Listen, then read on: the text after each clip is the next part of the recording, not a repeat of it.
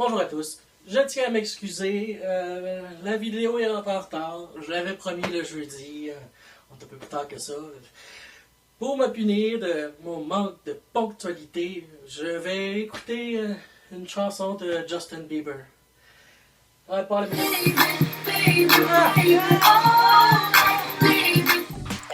de Mont-Tremblant, voici les Tortues, avec votre animateur, David Dubras.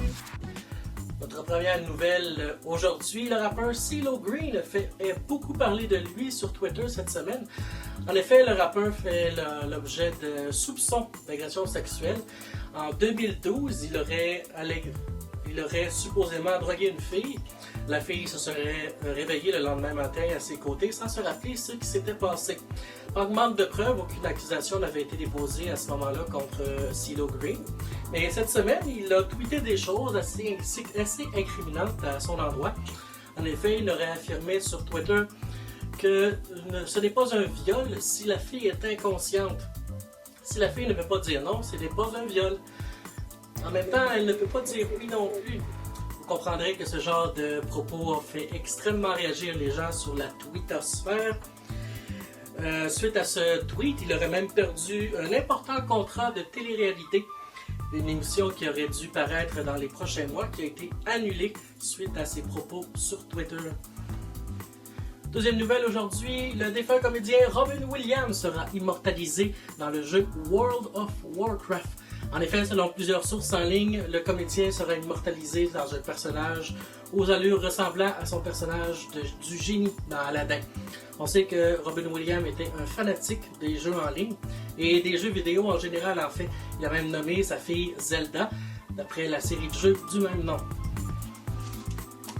Le virus Ebola continue de faire craindre le pire au monde entier. Effectivement, le nombre de victimes vient de dépasser les 2000 morts. L'ONU est en train de mettre en place une cellule de crise afin de faire face à la situation. Et les scientifiques évaluent qu'ils ne seront pas en mesure d'établir un vaccin avant novembre. Tout le monde capote, surtout TVA Nouvelles. On nous ferait craindre le pire à la télévision, mais ne vous inquiétez pas. Enfin, le virus Ebola n'est pas si dangereux que ça. Il se transmet essentiellement par le fluide corporel. Le fait qu'en Afrique, il se propage si vite que ça, c'est les mauvaises conditions d'hygiène dans les hôpitaux là-bas qui permet au virus de se répandre très rapidement. Donc, si vous avez un ami qui revient de l'Afrique et puis vous avez qu'à suivre mes simples conseils pratiques que j'ai rédigés ici pour éviter d'attraper l'éventuel virus Ebola que votre ami qui revient d'Afrique aurait peut-être éventuellement contracté peut-être en Afrique. Évitez de le frencher, évitez de faire l'amour avec.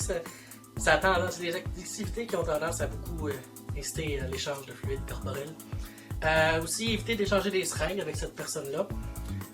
Maintenant que j'y pense, essayez d'éviter d'échanger des seringues avec qui que ce soit en tout temps. C'est jamais une bonne idée.